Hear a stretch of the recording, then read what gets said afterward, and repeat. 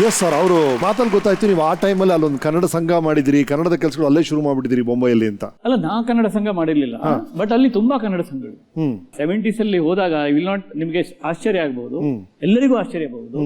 ಮುಂಬೈಯಲ್ಲಿ 18 ಕನ್ನಡ ರಾತ್ರಿ ಶಾಲೆಗಳಿದ್ವು. ಓಹೋ. ಅಲ್ಲಿ ಹೋಗೋ ವಿದ್ಯಾರ್ಥಿಗಳೆಲ್ಲ ಯಾರು ಅಂದ್ರೆ ಕರ್ನಾಟಕದಿಂದ ಪಾಪ ಎಜುಕೇಶನ್ ಮಾಡಕ್ಕಾಗದೆ ಅಲ್ಲಿ ಹೋಗಿ ಹೋಟೆಲ್ಗಳಲ್ಲಿ ಕೆಲಸ ಮಾಡುವಂತ ಮಾಣಿಗಳು, ಬೇರೆ ಬೇರೆ ಕೆಲಸ ಮಾಡುವವರು, ಅವರು ಸಂಜೆ ರಾತ್ರಿ ಶಾಲೆಗೆ ಹೋಗ್ತಾರೆ. ಅಲ್ಲಿ ಪಾಠ ಮಾಡುವವರು ಯಾರು ಅಂತಂದ್ರೆ ಆಲ್ರೆಡಿ ಕೆಲಸದಲ್ಲಿರುವಂತ ಕನ್ನಡಿಗರು. ಸಂಜೆ ಹೋಗಿ ಅದು ಮತ್ತೆ ಏನು ಅಂದ್ರೆ ಅವರು ಯಾವ ಸಂಬಳನೂ ತಗೊಳ್ತಿರ್ಲಿಲ್ಲ. ತಮ್ಮ ಕೆಲಸ ಮುಗಿದ ಮೇಲೆ ಶಾಲೆಗೆ ಹೋಗೋದು, 2 ಪಾಠ ಮಾಡೋದು, ಮನೆಗೆ ಹೋಗೋದು. ಅದೊಂದು ಅದ್ಭುತವಾದಂತಹ ಒಂದು ವಾತಾವರಣ. ಅದು ಬಾಂಬೆ ಗೆಳೆಯರ ಬಗ್ಗೆ ಹೇಳಿ. ಇವರೆಲ್ಲ ಅಂದ್ರೆ ಇಲ್ಲಿ ಕಾಣೋ ಪ್ರತಿಯೊಬ್ಬ ವ್ಯಕ್ತಿಯ ಹಿಂದೆನೂ ಅವ್ರ ತರಾನೇ ಇರೋ 10-20 ಮುಖಗಳನ್ನು ಕಾಣ್ತೇವೆ. ಕರ್ನಾಟಕ ಸಂಘದ ಭರತ್ ಕುಮಾರ್ ಪೊಲಿಪು ಇರ್ಬೋದು, ಅಲ್ಲಿ ಒಂಥರ ಸೇನಾನಿಗಳಂತೆ ಅವರು ಕನ್ನಡವನ್ನ ಕಾಪಾಡ್ಕೊಂಡು ಬಂದವರು. ಆಮೇಲೆ ನಿಂಜೂರ ಬಗ್ಗೆ ಹೇಳಿದೆ ಅವಾಗ. ಆಮೇಲೆ ಡಾಕ್ಟರ್ ನಾಗರಾಜ್ ಹುಯಿಲ್ಗೋಳ್, ಒಳ್ಳೆ ಸಂತನ ಹಾಗೆ ದೇವರ ಹಾಗೆ ಕಂಡ್ರಲ್ಲ, ನಿಜವಾಗಿಲೂ ಸಂತ, ನಿಜವಾಗಿಲೂ ದೇವರು. ಅವನು ಕ್ಯಾನ್ಸರ್ ಸ್ಪೆಷಲಿಸ್ಟ್. ಅವರು ಮೂಲತಃ ಧಾರವಾಡದವರು. ಪ್ರಪಂಚದಲ್ಲೇ ಬಹಳ ಅಪರೂಪದ ಕ್ಯಾನ್ಸರ್ ಸೈಂಟಿಸ್ಟ್, ಆನ್ಕಾಲಜಿಸ್ಟ್. ತುಂಬಾ ನಿಸ್ವಾರ್ಥಿ. ಪ್ರತಿ ಶನಿವಾರ ನಾನು ಎಲ್ಲೇ ಕೆಲಸದಲ್ಲಿರ್ಲಿ, ಅದು ಕಟ್ಟಿ ಎಲ್ಲ ಗೊತ್ತು, ವಿಠಲ್ ಕಟ್ಟಿ ಗೊತ್ತು, ನಾ ಎಲ್ಲಿದ್ರು ಕೂಡ ಪ್ರತಿ ಶನಿವಾರ ನಾವೆಲ್ಲ ನಾಗರಾಜ್ ಮನೆಗೆ ಹೋಗ್ತಿದ್ವಿ. ಅಲ್ಲಿ ಹೋದಾಗ ಮಧ್ಯಾಹ್ನ ಅವರು ಪೇಷಂಟ್ ಸ್ಪಿರಿಚುವಲ್ ಎನ್ಲೈಟನ್ಮೆಂಟ್ ಅವರು, because he is A cancer specialist.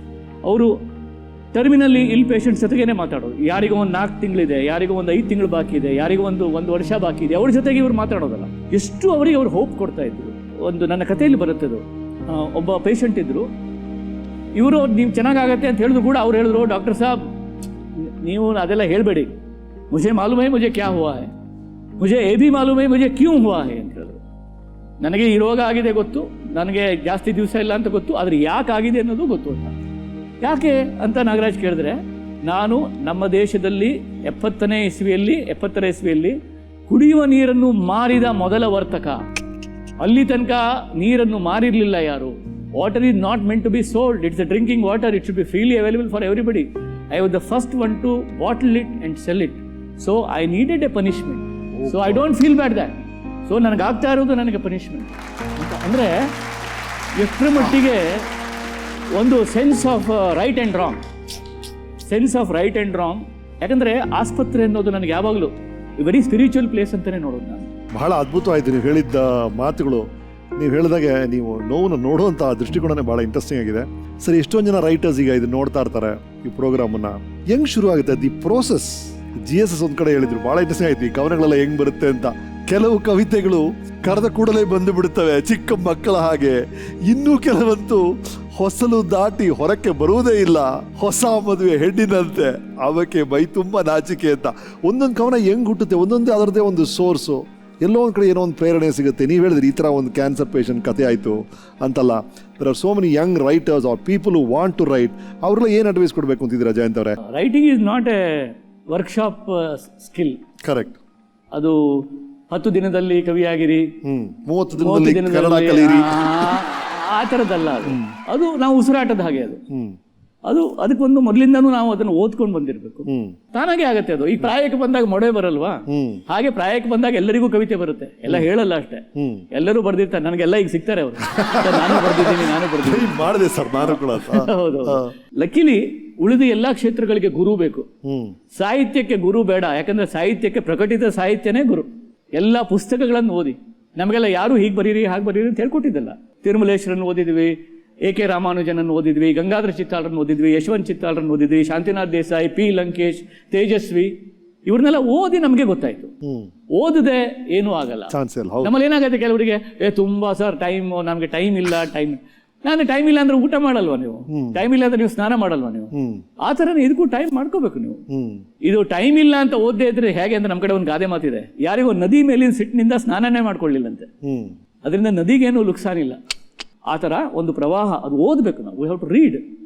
Classical singing ಅದು ಕೇಳಬೇಕು, ಕಲಿಬೇಕು, ಆ ಥರ. ಸೊ ಓದು ಮತ್ತು ಬದುಕನ್ನು ಅರ್ಥ ಮಾಡ್ಕೊಳ್ಳೋದಕ್ಕೆ ಬರೆಯೋದು.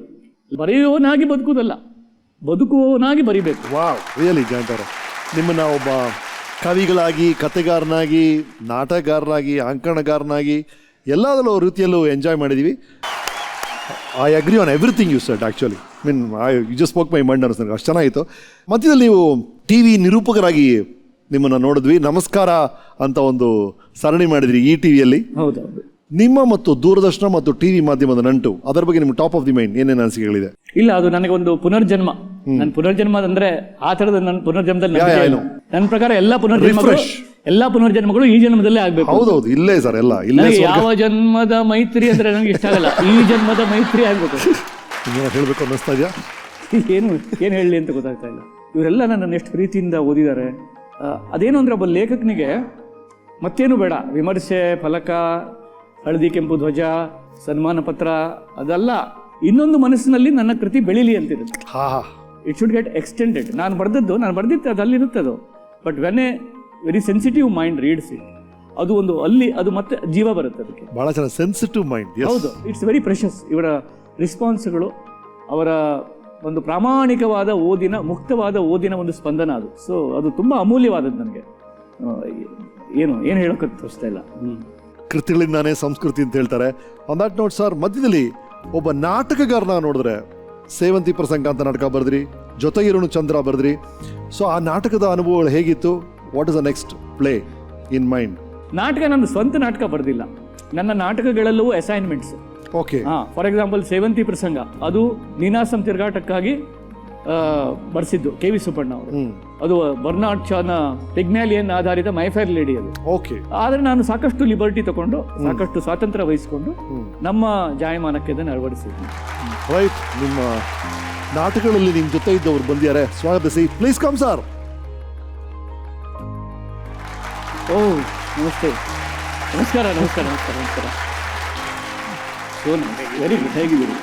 ಇಲ್ಲಾದ್ರೂ ಗೊತ್ತಿರಲಿ. ನನ್ನ ಇತಿ ನಿನ್ನ ಅಮೃತ ನಾಟಕದಲ್ಲಿ ಜುಲ್ಫಿ ಪಾತ್ರಕ್ಕೆ ಸಂಪೂರ್ಣ ಜೀವ ಕೊಟ್ಟು ಹೊಸ ಒಂದು ಡೈಮೆನ್ಷನ್ ಅನ್ನೇ ಕೊಟ್ಟಂತ ವ್ಯಕ್ತಿ. ಎಸ್. ಹಾಗೆ ನೋಡಿದ್ರೆ ಜಯಂತ್ ಅವರ ಜೊತೆಗೆ ವೈಯಕ್ತಿಕ ಒಡನಾಟಕ್ಕಿಂತ ಅವರ ಶಬ್ದಗಳ ಜೊತೆಗೆ ಒಡನಾಟ ನನಗೆ ಹೆಚ್ಚು.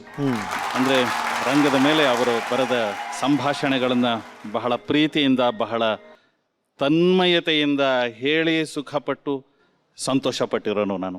ಪ್ರಾಮಾಣಿಕವಾಗಿ ಒಪ್ಕೊಳ್ತೇನೆ, ಆ ನಾಟಕದ ಪ್ರತಿಯೊಂದು ಪ್ರದರ್ಶನ ಆದ ಮೇಲೂ ಕೂಡ ನಾನು ಒಂದು ಚೂರು ಬೆಳೆದಿದ್ದೇನೇನೋ ಅನ್ನೋ ಭಾವನೆ ನನ್ನಲ್ಲಿ ಬಂದಿದೆ. ಅಂದರೆ ಒಂದು ರೀತಿಯ ಆತ್ಮ ನಿರೀಕ್ಷಣೆಗೆ ಆ ನಾಟಕ ಅವಕಾಶ ಮಾಡಿಕೊಟ್ಟಿದೆ. ಆ ಕಾರಣಕ್ಕೋಸ್ಕರ ಜಾವೇದ್ ಸಿದ್ದಿಕಿ ಅವರಿಗೆ ಮತ್ತು ಅದನ್ನು ಬಹಳ ಅದ್ಭುತವಾಗಿ ಕನ್ನಡಕ್ಕೆ ತಂದಿರುವಂಥ ಜಯಂತ್ ಅವರಿಗೆ ನಾನು ಯಾವತ್ತಿಗೂ ಆಭಾರಿಯಾಗಿದ್ದೇನೆ. Thank you so much. Thanks for the time. Thank you. We can win.